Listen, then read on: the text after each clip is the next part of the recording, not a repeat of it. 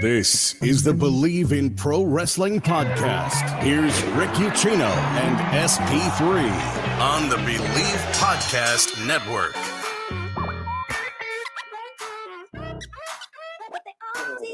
Oh, yes, it is time to bask in the glory of just an incredible 2 hours of professional wrestling Wednesday night, start to finish. SP3, it don't get much better than what we saw on AEW Dynamite last night.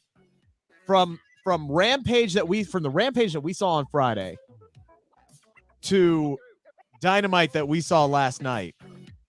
That is just 3 hours of incredible television that AEW has been able to put on over the last 4 days. And we got another hot hour for Friday night as well. So, this was just an exciting night of wrestling heading into the night with all the buzz and all the hype concerning Dynamite. And then for it all to deliver and then other things on the night to stand out. It's just a fun time to be a wrestling fan when you have shows like we watched last night for Dynamite. Yeah, man. And look, you heard that crowd reaction when Keith Lee's Titantron came out and he just that mountain of a man standing there literally basking in the glow of the crowd, ready to just beat some private party ass when he came down to the ring last night.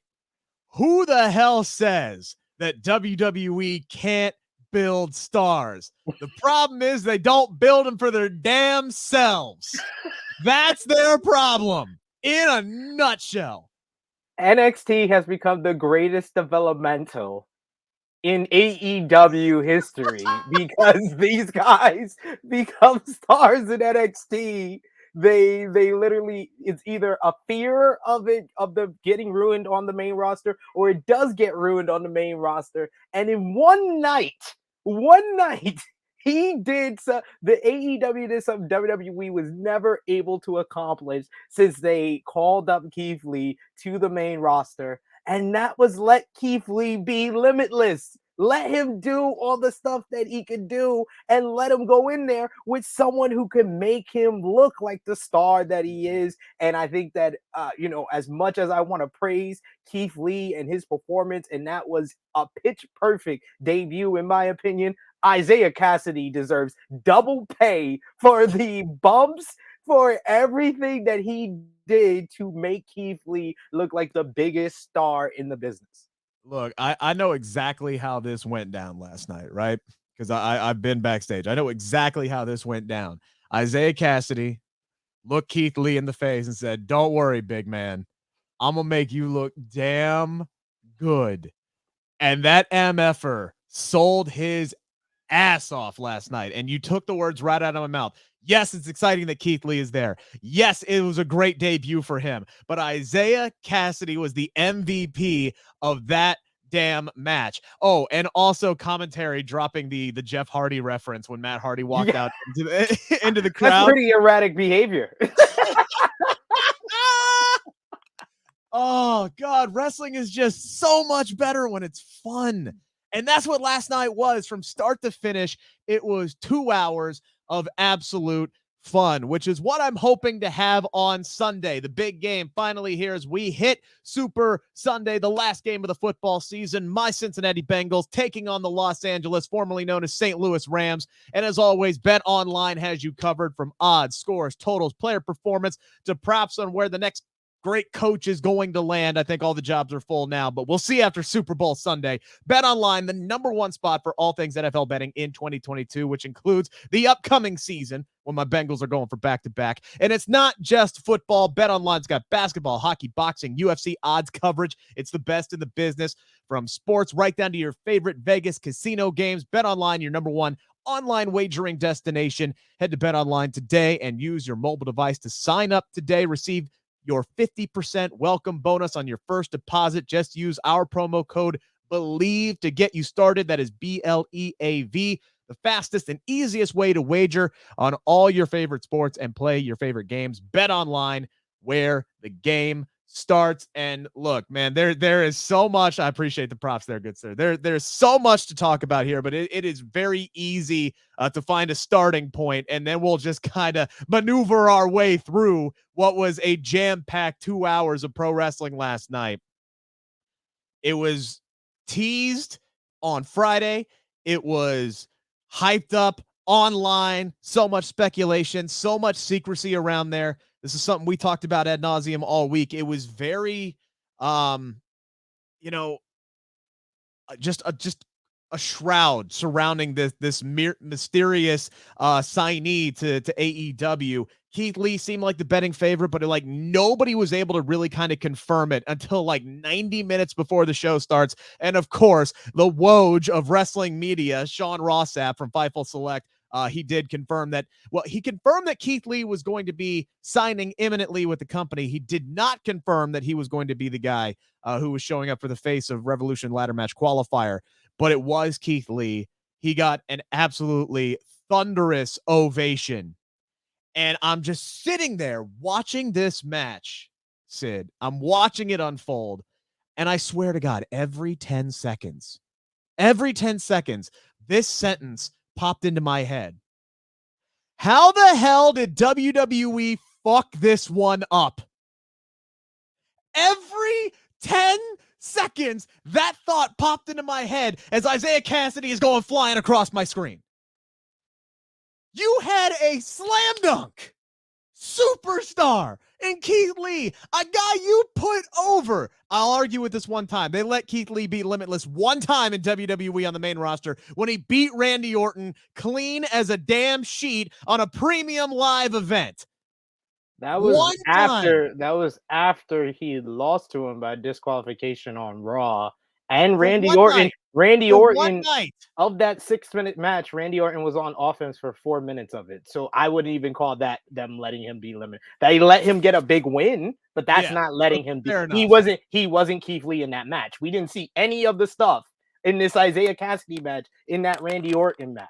Yes, it's Randy Orton, and he can't he won't allow him to do a lot of those things, but you can't say that was Limitless Keith Lee. They never let him be Limitless from his call-up. They let him be Limitless at Survivor Series 2019. They let him be Limitless at Royal Rumble 2020. They didn't let him be Limitless after he got called up, though. Yeah, there were a couple of times there where it's like, it seems so clear and so obvious they were setting up Keith Lee to be one of their top guys for years to come. I mean, they gave him the rub at Survivor Series. You brought it up, going toe-to-toe with Roman Reigns. They gave him the rub at the Royal Rumble when Brock Lesnar, just by sheer facial expressions, put over Keith Lee in a huge way.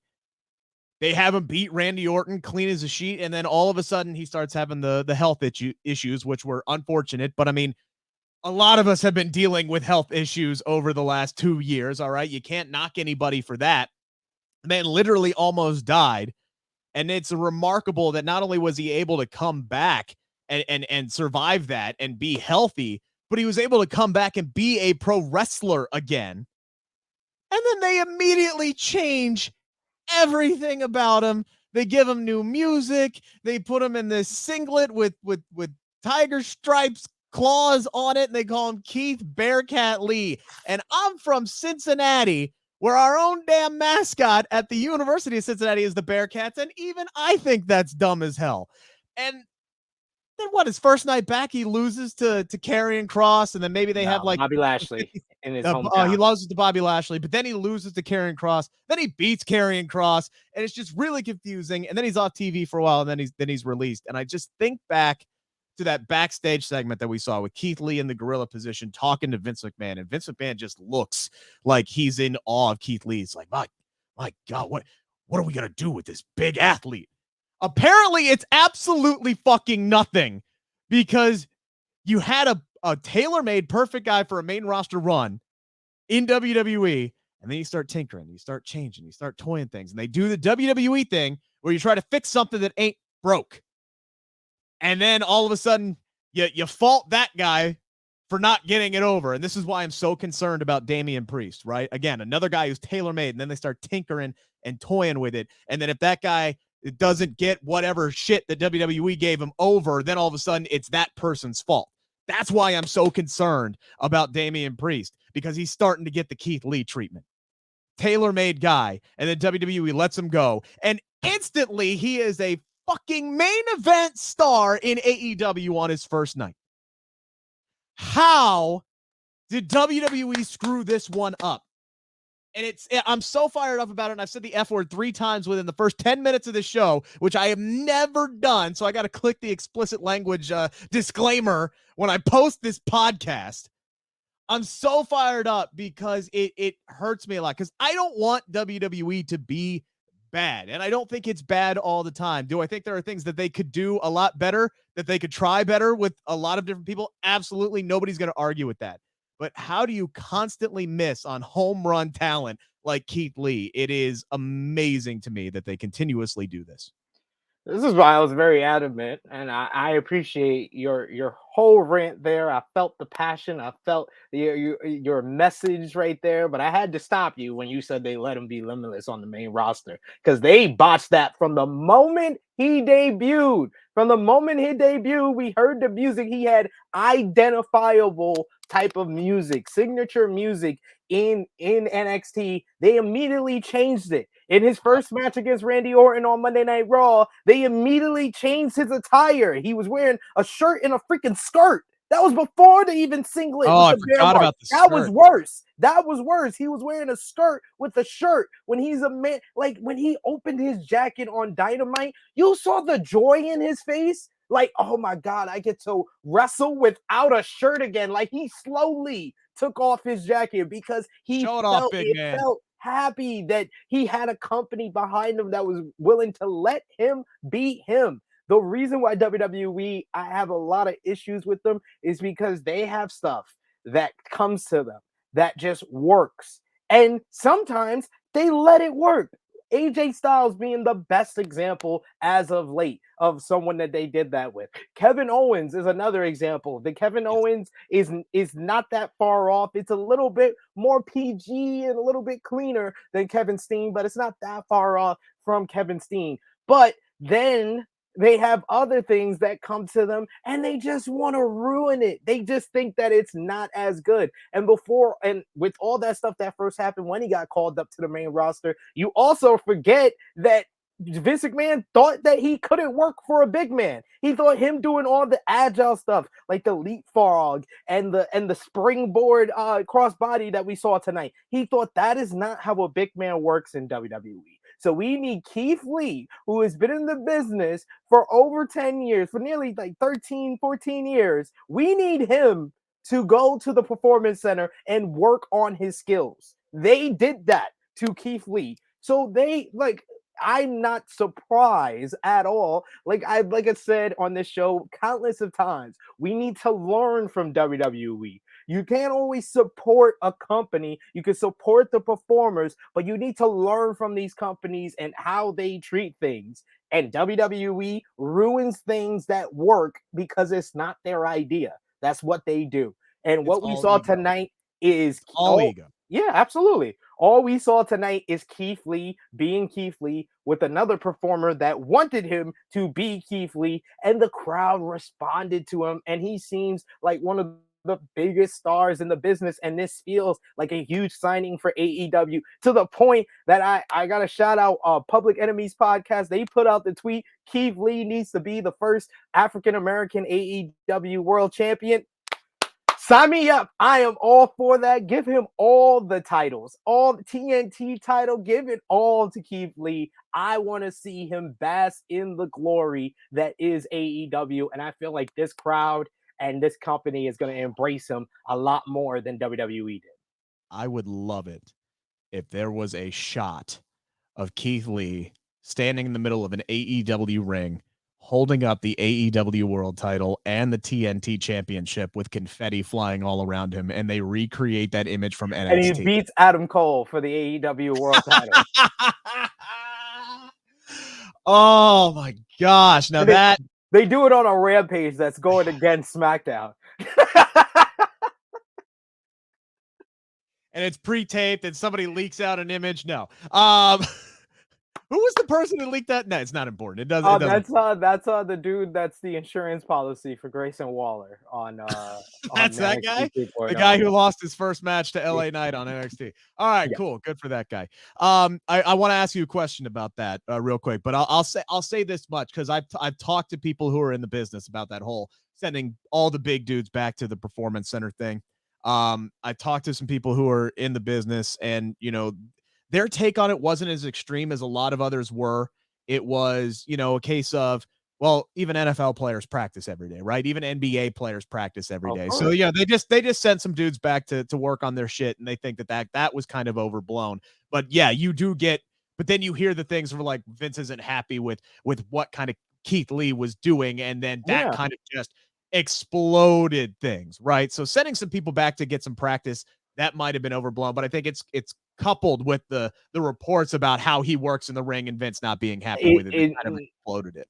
I think that's people in WWE trying to make it less of a big deal. It is a big deal because you have a ring there before every Monday Night Raw, before every SmackDown. Dumb dudes can practice right there in that ring. They don't need to go to the Performance Center when Keith Lee's bit was in NXT for 3 years. Like, why does he need to go back to the Performance Center when he got called up and you got a goddamn ring there? Like that? No, I am not. If anyone from WWE told me that, including my significant other, I would tell them, stop blowing smoke up my booty. Stop it. I don't like, you got a ring right there. Keith Lee don't need that much work that he needs to go to the state of the art Performance Center. We have the coaches there that can work on it.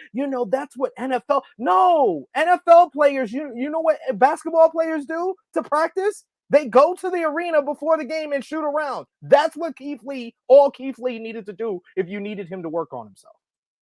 I do find it also interesting that wasn't it like all of the big dudes? Wasn't it like Keith Lee and Bronson Reed and a bunch of how many of those guys are still there? I think it's just Otis and Omos from that group that they first reported. Interesting. You bring up Keith Lee as the first African American AEW World Champion. Sign me up for that. When does it happen? That's the thing, though. That's the thing, people. Because what I see now, I'm going to put on my Tony Khan hat for the first time on Bleav in Pro Wrestling podcast. Tony Khan hat is on. Double or Nothing, I see MJF beating Hangman Page for the AEW World Championship. I don't know when he loses the title. I don't know if he has a long reign or a quick reign. I just don't know. But I feel the third and final match of this series between CM Punk and MJF is going to end with CM Punk beating MJF for the AEW World Championship. And I think from there, because I feel that CM Punk needs that. He is one of the most popular superstars in the world, and you need to complete this journey of him returning to professional wrestling. The only way to complete that story is him winning the AEW World Championship. But you also have to complete the story that he started when he first came in. So I think he loses the title to Darby Allin. And then from Darby Allin, I don't know. I haven't mapped it out. That's the problem, man, because there's such a long line of dudes that are in. Like, I would say Jon Moxley's due for a second reign. So I got it. Bryan Danielson. After Darby Allin, you put it on Adam Cole, and then from Adam Cole to Keith Lee. There you go. And that's probably in like 2 years. I was going to say, there aren't many short reigns in AEW, which is why I like the idea. I'm going to put my Louis Dangor hat on for a second. And I love him. I say that with love. I say that with love. Because this is kind of similar to something that he said. I think what he said, and he's with Gimme Sport, by the way, so I'll give him credit. He's very, very talented. He has some he's a great guy, great interviewer, has some hot takes from time to time, right? So his grand idea was for Hangman Adam Page, after this culmination of this 2-year story, right, of winning the AEW World title, immediately dropping it like the next night to MJF. I think that's exactly what he said, that should happen. Yeah. Obviously, that's a bad idea. But given who MJF is and what he has done over the course of his entire run with AEW, I like the idea of MJF beating Hangman Adam Page for the AEW World Championship and then getting squashed by Keith Lee on the following Dynamite to take the title off of him. No, I can see. That's why I said with MJF, I could see him having a short reign, and it would make a lot of sense for them to do the third and final MJF CM Punk match at All Out in Chicago 1 year from CM Punk's comeback match, and have him have his coordination there. That would make full sense to tell like the complete story. So we would get faster to Keith Lee winning the championship, but I feel like Keith Lee, he may win this Face of the Revolution ladder match, and he may be the guy that beats Sammy Guevara for the TNT championship. And then immediately afterwards, give me him and Miro as soon as he is healthy, and let's effing go, son. Big meaty men slapping meat. Just all over the damn AEW ring. I am happy for Keith Lee. This is absolutely incredible for him. You could tell he's happy. Now, just bring in Mia Yim along with him, and all will be right with the world. Hey, we here at Bleav in Pro Wrestling Podcast want to make you guys some money. So how about you invest in an exciting asset that has outpaced the S&P 500 by 164% for 25 years now? Talking about art, baby. Masterworks is the new investing app that lets you invest in blue chip paintings from icons like Picasso, Monet, and Warhol without needing millions to do it. Over 300,000 people have already signed up. Get priority access with our unique promo. Log on to masterworks.art/Bleav. That is masterworks.art/BLEAV. You can see important disclosures at masterworks.io/disclosures. And speaking of cash, baby, we are doing that giveaway. All right. All you got to do, go to my Twitter page at Rick Ucchino, the pinned tweet. It's going to be up there from now until March 6th, the day of AEW Revolution. Follow the instructions there, and you could win upwards of $100 to shop AEW. You want that brand new MJF shirt that the chairman put up on the Titantron there? Free of charge on us. Take it. You want that Hook shirt? Hook or stand up. Go get it. You can get them both. Whatever you want. As SP3, the number one hooker in these streets, stands up right there for those listening on the podcast.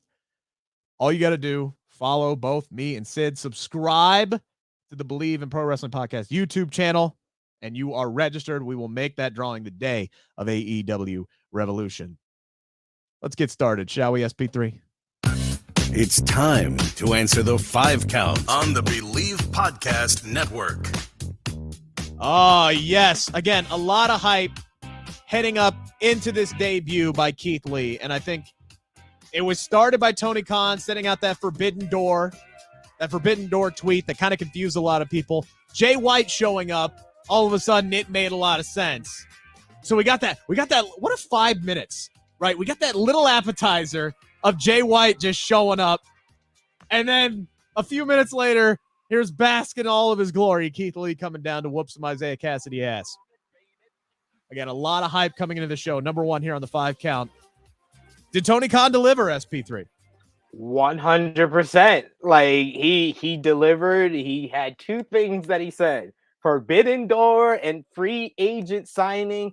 And it made people think that it was one in the same, because he kind of alluded that it would be one in the same. But what he meant by one in the same is that it would be on one night. And he did it again. He did what he was able to accomplish at All Out 2021, which was deliver on the hype of that event by giving us Adam Cole and Bryan Danielson's debuts back to back. And this one was a little bit more subtle in the way they did it, especially the Jay White walking through the forbidden door. And I love the way they shot that.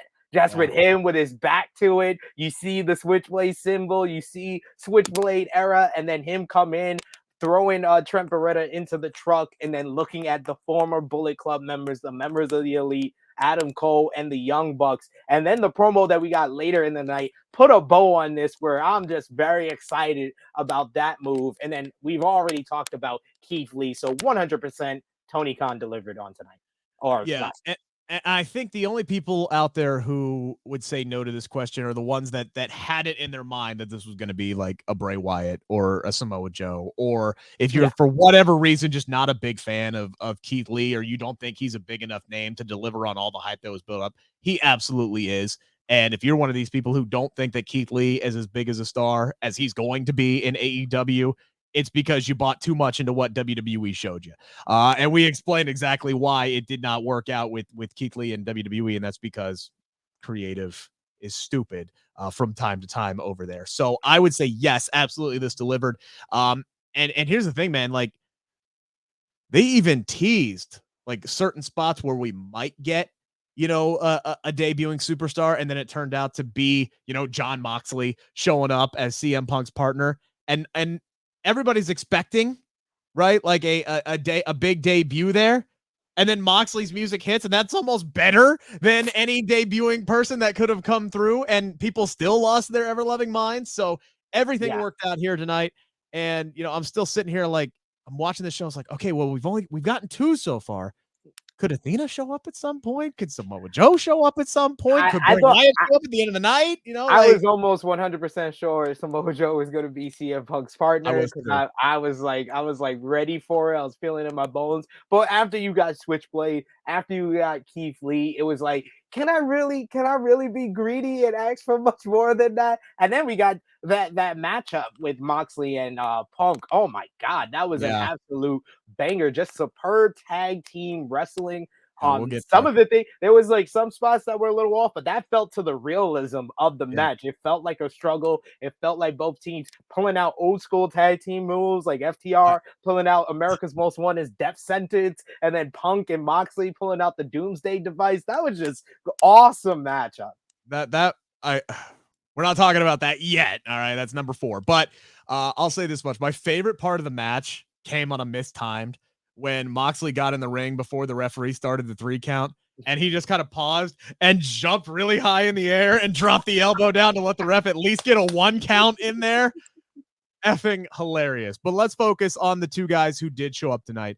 And that's the other beauty thing, because all those other names that we mentioned, Samoa Joe, Bray Wyatt, anybody else, they could still be coming. That's the thing. This train ain't slowing down, which is exciting.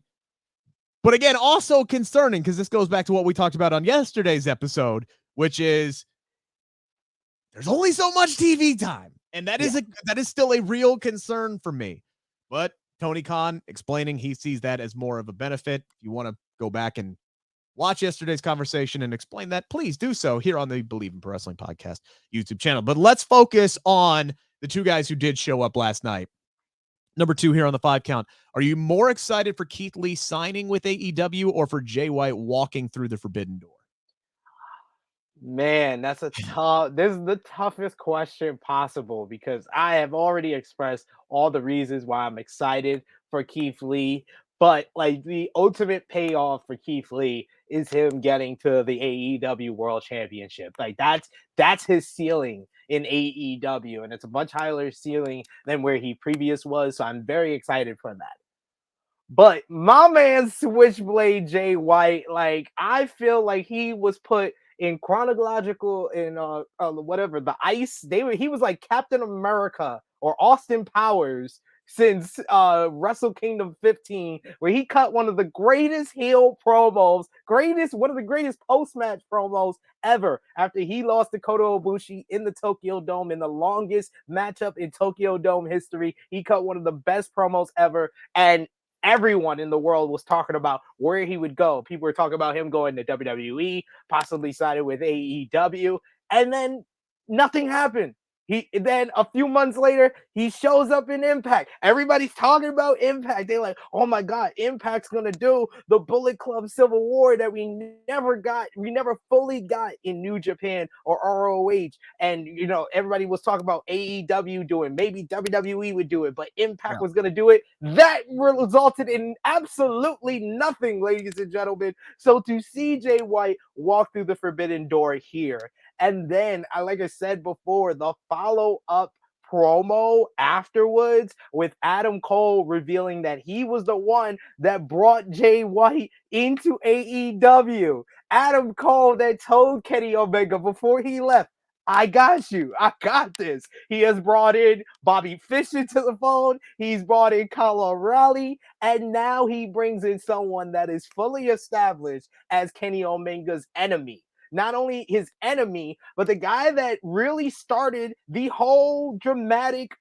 departure and like ousting of Kenny Omega and the Young Bucks and the Elite from the Bullet Club. It was all Jay White. Kenny Omega, the problems were happening in the Bullet Club. To give y'all the story, if y'all didn't watch New Japan, problems were happening in the Bullet Club between Kenny and Cody. So Kenny said to bring the team together, he was going to bring in Switchblade Jay White. He had just came back to New Japan Pro Wrestling. He was a hot commodity. Switchblade Jay White responded by given the Bullet Club shirt by laying out Kenny Omega and then taking the United States Championship. And then what followed that was Cody Rhodes giving him a crossroads, and basically the Bullet Club Civil War started. And then months later, after the Elite get ousted from the Bullet Club, it's revealed that Jay White is the real leader of the Bullet Club. So it all started with Jay White. Why Kenny Omega is like persona non grata in the Bullet Club and New Japan Pro Wrestling. And now he's here in AEW just because of that long-term story from there to now and what Jay White's arrival can potentially lead to. I'm more excited for Jay White walking through the Forbidden Door. This is why this man is on this show, by the way. All right. This man is a full-time wrestling journalist. He lives, eats, breathes, sleeps this shit. All right. It is 24/7 pro wrestling with this guy. And this is why I brought him along, because the answer for this for me is Jay White. And that is no disrespect to Keith Lee whatsoever. I'm a huge fan of Keith Lee. I know what that guy can do. You know my situation. All right. I got 3 jobs. I got 2 kids. I got a wife I try to spend time with sometimes. All right. I got a full-time career outside of this. I can't watch everything. I just can't. And New Japan Pro Wrestling, I'm sorry, I need my sleep at 3 and 4 in the morning. I just do. Can't watch it. Don't even try. And that's not because I don't want to. It's just because I can't. I literally cannot do it. I know Jay White more by reputation than I have actually seen him in action. And I am very excited to get to watch this man do what he does so I can finally see it for myself. So that is why I am more excited to see Jay White on a time zone that fits my schedule and fits everything that we talk about here on Bleav in Pro Wrestling. And not only that, but there is so much, as you perfectly laid out there, there is so much layered storytelling in all of this that could lead to so many different options. And you're talking about all of that stuff with the Elite, the Bullet Club, and everything going on there. And then all of a sudden you can tie in the Undisputed Era as well and all the history that's going on there. Man, you could end up having 3 or 4 guys on each side all pulling at Adam Cole, trying to get him to align with them. It is, you could end up having like 3 different groups having a match for the rights to have Adam Cole be in their faction. And then he could just flip them all the bird and walk out and go win the AEW World title. The best thing about all of this is what Adam Cole said in the promo is, we all took a vow. You remember when you're Bullet Club for life. So he's really opened the forbidden door to the entire Bullet Club. And he's also opened the door because AEW can't use the Undisputed Era and, Paragon and all the stuff we've heard. Undisputed Elite seems like stuff they won't go to, or stuff that just doesn't sound as good as Undisputed Era. Now you can have Jay White give Kyle O'Reilly and Bobby Fish some shirts, and they will be the Bullet Club. And then you have Adam Cole feuding with Hangman Page, another former Bullet Club member. I did know and that. you have everything that's happened before this at Full Gear. When Kenny Omega lost the AEW World Championship, it was his best friends, the Young Bucks, that gave Hangman Page the nod of approval after they denied him from coming down to the ring for his first shot at the AEW World title. They gave him the nod of approval before he finally won the title. And now their boy is going after the title. Their boys brought in Jay White. We could potentially see this all causing Cole and the Young Bucks to split, and we can get Jay White, Adam Cole, Kyle O'Reilly, and Bobby Fish on one side versus the reunited elite Kenny Omega, Hangman Adam Page, and the Young Bucks. Oh, I'm just like, the possibilities are endless. I'm just excited for it. The only thing that can make this better is if somehow they could get Finn Balor involved. Like that, I think that's like the only thing that could make this even better, because Finn Balor's another one of these guys that ain't doing a damn thing on Monday. I know he's out of the country. He may have requested time off. That's why he wasn't at the Rumble. I don't know.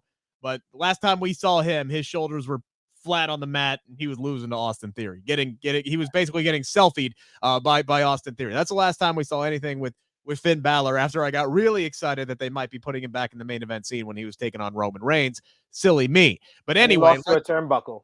He lost to a turnbuckle. Yeah. And I was there. All right. I will say this much about that. That spot played out a lot better live in person than it did on TV, just because you were so lost. Because that's the thing, man. I wasn't thinking at the time. I was lost in the moment, because I'm sitting there going, my God, they're going to effing do this. They're going to put the damn title on Finn Balor, and the crowd was erupting. The crowd was into it. And then all of a sudden the turnbuckle spot happened. And like a lot of us were just like so captivated by that moment of him like doing the convulsions on the ground and getting up and doing the demon stuff. And the music was playing. We were all lost in the moment. Didn't stop to think just how bad that finish was, because we didn't notice what the hell was going on until it was over. So it wasn't until I got to think about it 24 hours later to where I'm like, and that shit sucked. It was a lot better there in person, but yeah, after some reflection, it did not work out too well. You brought up Hangman Adam Page, and honestly, heading into this night, because this is something we talked about on the last episode as well, whether criticism over his world title run so far is valid, and based on how he's been booked as the world champion, where he's really not the center of the show. Kind of feels like that CM Punk WWE title run where, yeah, he's the champion, and yeah, he's so-and-so, but he ain't the center of the show. He ain't the star attraction, even though he's got the belt, right? I thought they did him another disservice tonight, because like we're sitting here, we're getting all this fun stuff, and here's Jay White, here's Keith Lee. We're all happy about the Elite and Undisputed Era and where all these storylines can go. And then it's like, oh yeah, we do have a world title match tonight. Oh yeah, that'll be fine. That'll be fun. That'll be nice. No one's really talking about it. And then this match effing delivers. I mean, they give these guys 14 minutes to just go out there and beat the holy shit out of each other. Both guys are bleeding like 8 seconds into the damn match. One of the best finishes I've seen in quite some time. The taking off of the turnbuckle was just absolutely brilliant. Like, Dan Lambert actually served a purpose. And then bringing it up on commentary saying, hey, look, with no top rope, we can't do the buckshot lariat. Bullshit. I'm Hangman Adam Page. I'm going to cowboy this shit and just use the referee's back to do the buckshot lariat and put your ass through 2 tables and get up to the count of 10, and you can't. This match had no business being as fun as it was. It was really, really good. They made Lance Archer kind of look dumb, because it's like, just let Jake Roberts beat the shit out of him. You got him. Just let him do the DDT, and this sumbitch is over. But whatever, he wanted to do it himself, so they kind of made him look dumb. Lance Archer loses another big match, but this was really, really fun. And then Adam Cole comes down and sets up Revolution, right? So number 3, are we saying the fire has officially been relit on Hangman Adam Page and his AEW World title run? I can't, because like I said on yesterday's show, it's all about the follow-up. Like, he's had 3 defenses and all of them have delivered. The hour-long match with Bryan Danielson told an incredible story. Their rematch I felt was even better in less time. In just 30 minutes, they had an absolute banger at the start of the year. And then this one just, if it's an AEW World Title match with Hangman Page, you know he's gonna bleed. But also Lance Archer bleeding just added to this, and you just felt more into it, more invested into what was going on. I mean, I don't think too many AEW fans believed Lance Archer was gonna win, but man, did they take you on a ride before the inevitable finish. So that blackout bump on the steel steps was nasty. Dude, I had a Britt Baker moment. I literally just sat there like, oh my God, for like 3 minutes. Yeah. Like, that was nasty. That was nasty. I was kind of like that as well, but this him pulling, just the whole story of it all, starting out with him just catching fire at, attacking Lance Archer, throwing him through the glass in the entranceway, putting him in the ring, doing the butt shot lariat, almost winning almost immediately, and then Dan Lambert coming out, getting rid of the top rope to deny him of his finisher, and then in the end he just used the referee back to get it done. That was just a wonderfully told story that they had there, and it really put over Hangman Page. But it's all about the follow-up. It's all about the follow-up and how they build to this match between Page and Cole at Revolution. They need the next couple of weeks before this pay-per-view for this to be a highlight and one of the more important segments on each and every Dynamite that we watched. They need to really push this hard, Page and Cole, to make this feel like this can close the show at Revolution. And then I will say before the Revolution pay-per-view that Hangman Page's title run has caught fire again.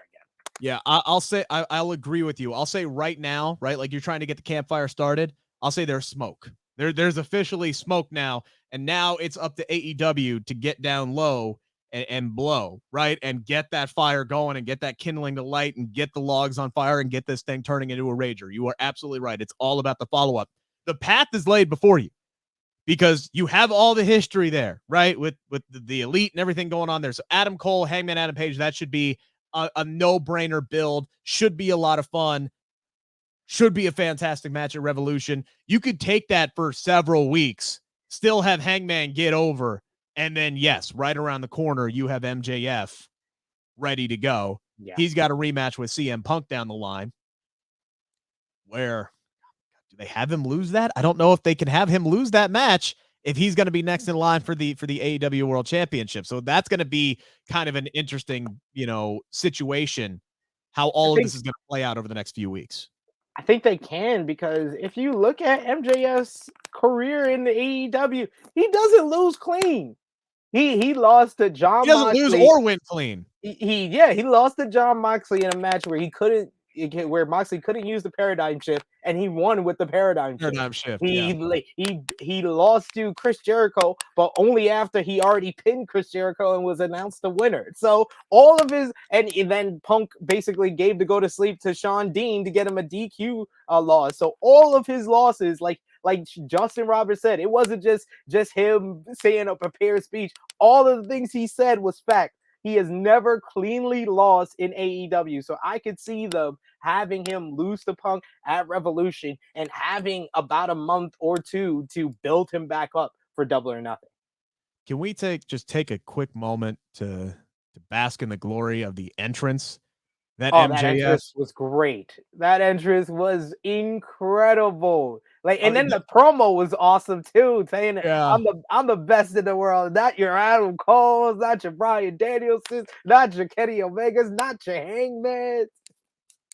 It started with the red carpet, which was the scarf, the Burberry carpet. Yeah, and it just got better from there. Everything that they made Justin Roberts read, and the chairman's just standing over his shoulder, making sure he reads it verbatim, and the facial expressions that he's given. And then, Justin Roberts is like, do I really need to say all this? Do I have to be here? Like, what the hell is going on? All of it worked. Them completely ignoring Wardlow, right? Everything just worked so well in that opening segment.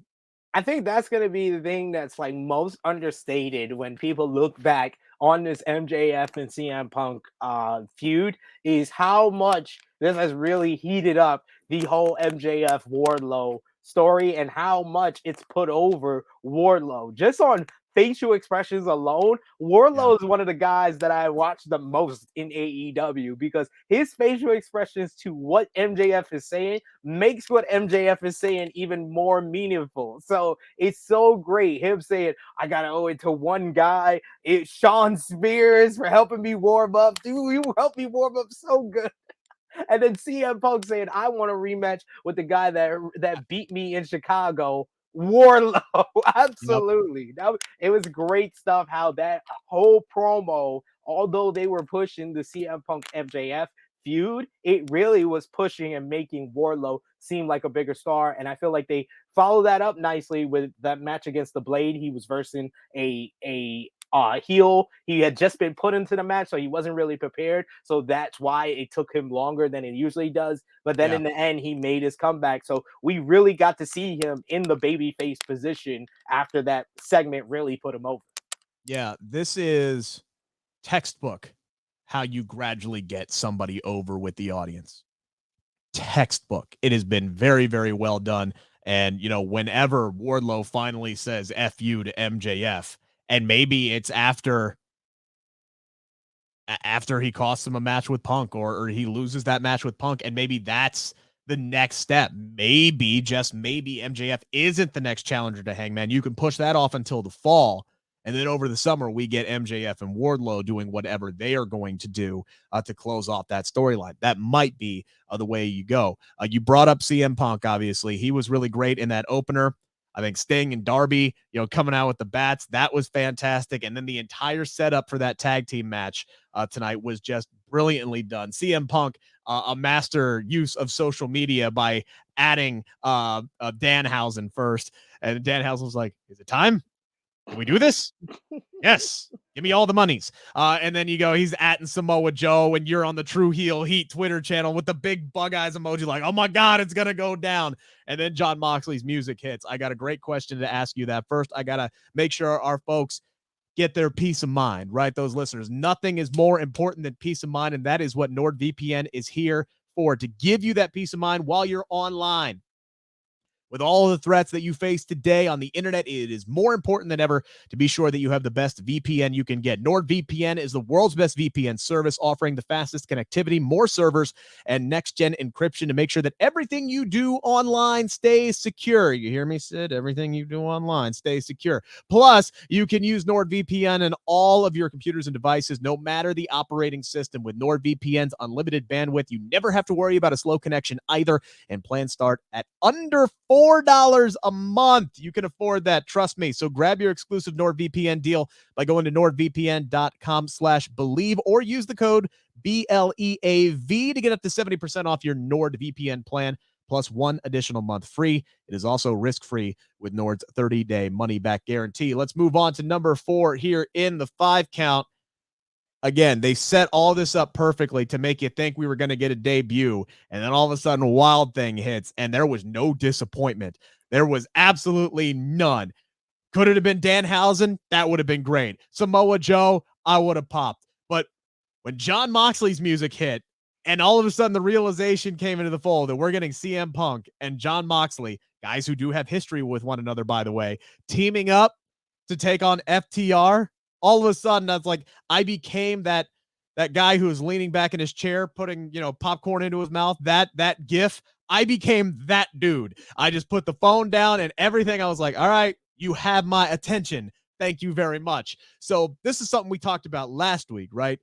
With Bryan Danielson putting down the ultimatum. Would you rather have those two, being Bryan Danielson and Jon Moxley, would you rather have them fight or would you rather have them team up? This one kind of stems off of that. Would you rather see Jon Moxley team on a regular basis with CM Punk or Bryan Danielson?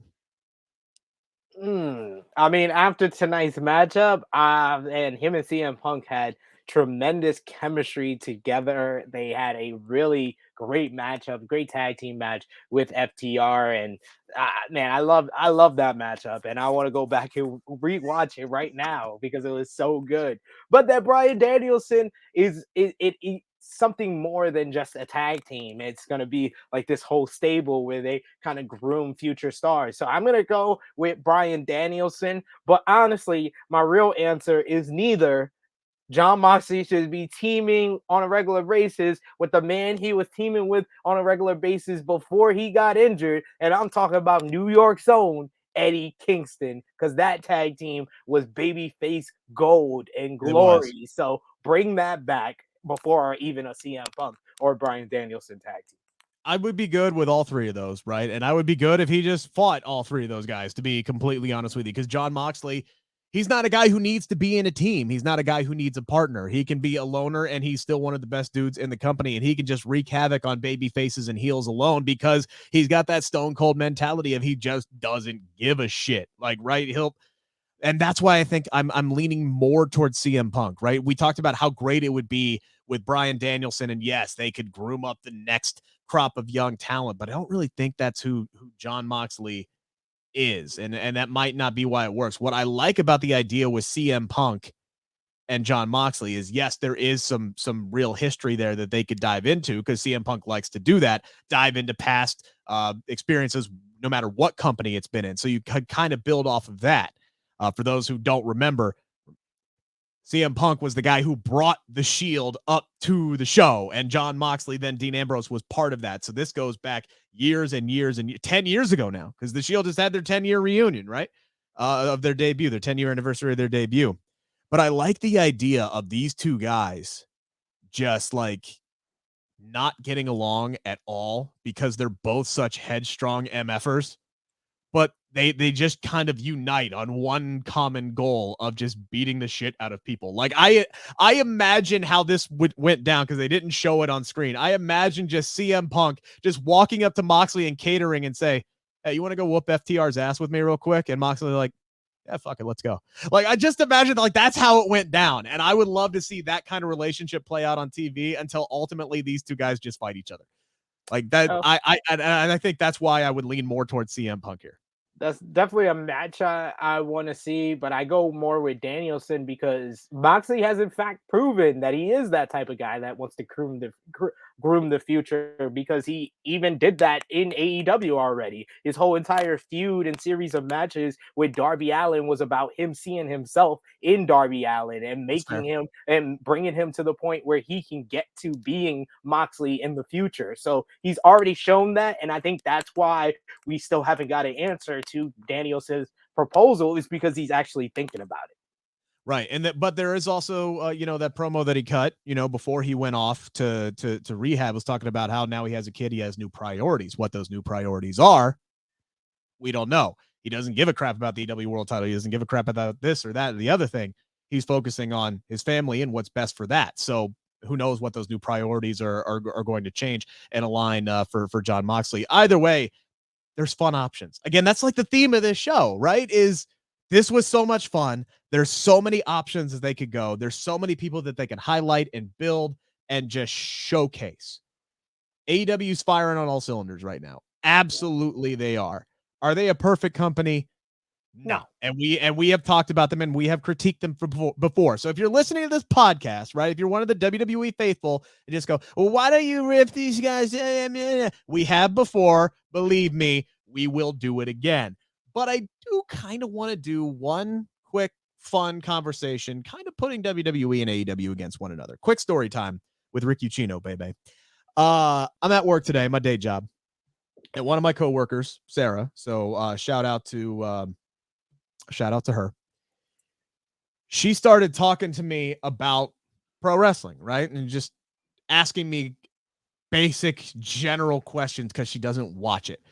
Like, what are they actually called? Are they called matches? Are they this, that, and the other thing? Or is it predetermined? She is like, bare knuckles doesn't know a damn thing about pro wrestling. Like, getting it confused with UFC and, like Olympic wrestling. Does not know a damn thing about it. And I'm trying to, tell her the basics and explain this. And, I'm sitting here going through all this stuff, telling her who Brock Lesnar is and Bobby Lashley is and all this stuff. And, she gets to the point where she's like, man, I think I want to start watching that. I want to give this a shot. And I'm like, all right, well, Raw's on Monday, right? And you watch The Bachelor, so I don't know if that's going to work. But anyway, my suggestion to her was, if you're going to start watching a show, because it's so hard to kind of get into it, right? It's like trying to watch Days of Our Lives now because you can't get caught up on everything. You can't get caught up on anything. You just kind of have to dive in and pick up as you go along. So I told her the what I would suggest for her is to watch WrestleMania, to have that be her first show. The grandest show of them all. Hopefully WWE delivers. They usually do with WrestleMania. It's their biggest show. Hopefully that's a grand showcase and it can get her hooked and you can kind of move on from there, because the night after, right, it starts the new season. WrestleMania to the Raw after Mania. That's the brand new season, new storylines, fresh matchups. We hope, fingers crossed, that would be the good place to start for her. But then I'm thinking, I'm going, man, but AEW consistently puts on a better program. So I'll ask you, SP3, if someone was going to start watching wrestling today, would you recommend them to WWE or to AEW? I think I know what your answer is going to be. I mean, there's reasons why you could say both, but I'm gonna say AEW because I actually have recommended it to a casual wrestling fan or a wrestling fan that hadn't watched in a while, a few of them, and I had to watch AEW and they are hooked in, they're engaged by it because it has a lot of the elements of the three major promotions that a lot of us grew up on in wrestling, especially for those lapsed fans that haven't watched since the Attitude Era. If you want a program where there is a lot of different stories going on, like in the Attitude Era, if you want a program that the fans adore the product and the wrestlers and the company, like ECW's fans did, and if you want a product that's on TNT, feels big time, but not too big, not glossed over, not Disney-fied, like WCW Nitro was, that's all AEW Dynamite. They check the boxes in all of that. So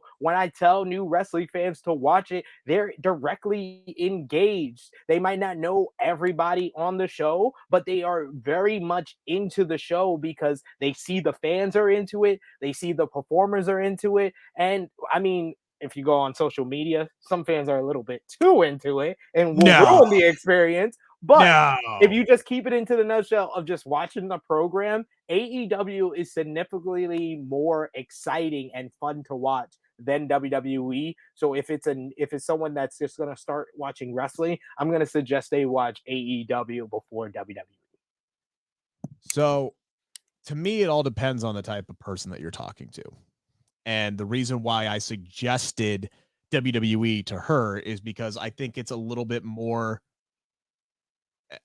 meat and potatoes, right? Because we talk about all these intricate stories that AEW has kind of like lined up, and there's so many different avenues they can go, and there's so many different people. It could get a little bit overwhelming for somebody who's just like starting to get into it, which is why I think WWE's model does work for the quote unquote casual fans, because you see the same 8 people every week. Those are the same 8 people that you build up with, so you can get involved with them. And they are more of the entertainment aspect. If she was a like a UFC type person or some kind of combat sport watcher, I would say start with AEW, right? Because I think she would really dig the matches, because this is a product for more hardcore wrestling fans who are really into the 30-minute, hour-long matches and just, are into the chain wrestling and the cool moves and the high spots and all this stuff. For WWE, I think it's more of a basic line product to kind of get. It's more of an appetizer, really. It really is a casual audience feel if you look at it, and it is kind of focused more on entertainment because, like I said, she watches The Bachelor and this, that, and the other stuff. So I figured maybe that would be more her speed to get her up to it, and then once she starts getting to the point where she's like, all right, well, this starts making all the same comments that we do, then I'll be like, all right, congratulations, you are ready to graduate to AEW. I wouldn't even think that. If someone is looking for entertainment, WWE is not entertaining. Like the segments you would say that are sports entertainment are not really entertaining. It's kind of either no, it's very miss. It's more hit. It's more miss than hit with their. We have differing opinions on certain things. Well, Rick, I understand you have a different opinion, but let's just say the majority of people watching this product will say that this is not an entertaining company. And if you watch the first hour of Dynamite, they had about 10 minutes on that of wrestling on that first hour, which is very rare for them. Very And when rare. you look at their promos, I'm just gonna make a quick comparison of the promo segments on Monday Night Raw and the promo segments on AEW in the first hour alone last night. On Monday Night Raw, you had Bobby Lashley and MVP cutting the same damn promo they always cut when he's WWE champion. You had Seth Rollins and Kevin Owens doing the same backstage segment they always do. You had Miz TV with Rey Mysterio and Dominic Mysterio, as if anyone would care. You have Alexa Bliss therapy segment, which only Rick Ucchino tries to make sound entertaining when no one else seems to be entertained by it. And he does it. Rick does a great job of making stuff sound entertaining. He doesn't with that Alexa Bliss stuff. But that is all the stuff that was considered entertainment on Monday Night Raw. On AEW Dynamite, you had the entire MJF celebration with him cutting a great promo. Then you had Sting, Darby Allin, and CM Punk opposing him. You had like the gang warfare type of thing, but it's really about Punk and MJF. You had the whole Inner Circle promo segment with their whole team splitting up. Santana cutting that amazing promo and getting the crowd behind Santana and Ortiz when you would think Chris Jericho would be the more popular one because he's the most known one, but he totally came off as a heel in that entire segment. You had backstage segments with the ladies. Like, you had so much going on. You had Jay White debut. Like, there was so much going on that didn't have anything to do with professional wrestling. So I understand that AEW is considered the place that has more wrestling, but when they do promos or what's considered sports entertainment, they do it very well and sometimes a lot better than WWE. You're not wrong. Now, Again, I think it all just depends on the person. Like I said, now putting on my Vince hat here, if I was Rick, based on my argument, I would have stuck to the first half of his argument. Is that if you want to get used to the performers on the show, WWE is a good place to start because you're going to see the same 8 to 10 people on each show, and you're going to see numerous of recaps. That is what WWE is really good for. For someone who is just watching for the first time, if you don't know what's going on, they're going to recap. They're going to tell you. 30 minutes of their 2-hour show will be recaps, and you will understand everything that is going on. So that is the argument that you need to lean on and stay on. Don't try to add in anything else to sound nice. That is the argument to stay on. If someone is going to start watching wrestling, the reason they watch WWE is because it's tailor-made for someone who's never watched before. Correct. And it's almost, they do it almost too well to the detriment of their hardcore audience, right? Yes. And that's the thing, is like, you can bring it back down to earth a little bit. You talk about the recaps, and I know we're already over an hour of this half-hour podcast. You talk so much stuff to talk about, guys. I'm not even going to get to my final thought because we're so over on time. But like, you could miss the opening segment. I do. And it doesn't even matter because you're going to get the recap as soon as you come back from the commercial break. I'm dead serious. The last 3 weeks, I forgot 8 o'clock or at 8 o'clock to turn on SmackDown. And I turned it on like 8:05, 8:10. One time, it was Raw this week. I turned it on at 8:17, and all I missed was the Quiz Bowl, which was entertaining. But really, it was like, man, I could rewind this while they're doing one of those recaps, and then before the end of the show, I'm gonna be back on time. And with SmackDown, I literally missed Roman Reigns' entrance. I was gonna say that is exactly where I was gonna go. SmackDown. If Roman Reigns is kicking off the show, you don't have to turn that sumbitch on until 8:10. No. 8:10. And then maybe even at that point, nothing will happen until 8:17. You might have swayed me on this one. Maybe. I'm just ingrained. Again, I think it all depends on the person, depending on how quickly they can pick things up. I just want to do a shout out to A.Q.A. real quick. That was my final thought. We don't have a whole lot of time to get into it. I thought her match with Jade Cargill got lost a little bit there at the end, but I'm officially an A.Q.A. stan account. I think I knew a little bit about her before I saw her on AEW last night. I thought she did fantastic. Surprised they gave her the offense that she did against Jade Cargill. I thought this was one of Jade's better matches until it just some kind of mistiming there at the end and it got a little bit sloppy. But then Jade hits her with a Tour of the Islands, which was fantastic. It was a great recovery and a great finish to that matchup. And we got 2 women's matches last night. I was gonna say this was a historic Dynamite. Not only did we get the Forbidden Door being open with Jay White, the debut of Keith Lee, we got 2 women's matches on the night, and each of them had a bit of a story to them. You had a TBS title match, and you had Serena Deeb with her first 5-minute rookie the professor's 5-minute rookie challenge. I like that, and I think the payoff's going to be a mass Hikaru Shida accepting the challenge probably down like in a month or 2 maybe. Oh, so we're gonna get La Luchadora? Is that what you're saying? We're gonna no. It's actually a play off of the Chris Jericho Dean Malenko storyline when he was Cyclope at Slamboree 1998. That's the better version of what WWE tried to do. Several times. We appreciate you guys listening to all 1 hour and 4 minutes of this half-hour podcast. But damn it, man, when wrestling is fun, it's just fun to talk about. Again, if you like what you heard, give us a thumbs up, comment on us, tell us how good we're doing. If you think we suck, tell us what we could do better. We won't read them anyways, but it doesn't matter. But just go off in the comment section, whatever. The engagement helps us out. Hit the subscribe button, turn the notifications on, do all of it. And again, follow us on Twitter as well, and retweet my pinned tweet on my Twitter page, and you're registered to win guaranteed $50. If we get to 500 subscribers by March 6th, I'll double it to $100 to shop AEW. So do it. Get the money, ladies and gentlemen. It's a great time to believe in pro wrestling. And check out True Hill Heat 162 this Saturday, 11:05 a.m. Eastern time. Subscribe over there because we got a big special guest in celebration of his Bengals being in the Super Bowl. We got the one and only the number 1 person on the Bleav podcast, Rick Ucchino, as our special guest. And we're going to have the first ever unsanctioned trivia battle, special Valentine's Day version of it. So check it out. True Hill Heat 162 this Saturday. Who was Lana and Liv Morgan? Wait, what was that? Was that the question? No, sorry. Anyway, maybe that might get brought up. Perfect. We appreciate you guys. This has been the Bleav in Pro Wrestling podcast, brought to you by